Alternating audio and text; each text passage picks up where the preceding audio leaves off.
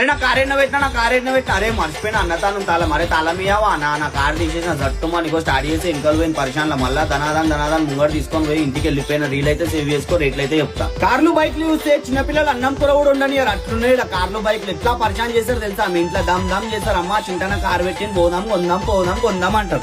నేను చూపించే ఈ జీప్లు ఎంతో అనుకుంటున్నావా 5,000 స్టార్ట్ ఉన్నాయి మా ఫార్చునర్ ఫెరారీ ఆడి బెంజు గింజు పద్దు కారు ఉన్నాయి మా చిన్నపిల్లలు ఆడుకోనికి వీళ్ళ తానా. ఇక ఈ బైక్స్ అయితే 4,000 స్టార్ట్ ఉన్నాయి R15 KTM డ్యూక్ గీక్ మస్తు ఉన్నాయి పిల్లలు అయితే ఆడుకోనికి. చూసా బండ్లకి స్మోక్ ఎట్లా వస్తుందో చిన్న పిల్లలు కూడా ఇప్పి అని పరిశాన్ అయిపోవాలి. రోడ్డు మీద పోతే ఓరకొడుక బండి మీద పోతుండని చెప్పి బోరాన్ అయిపోవాలి. మొత్తం కాందాన్ చుట్టాలు మొత్తం గజిబిజి.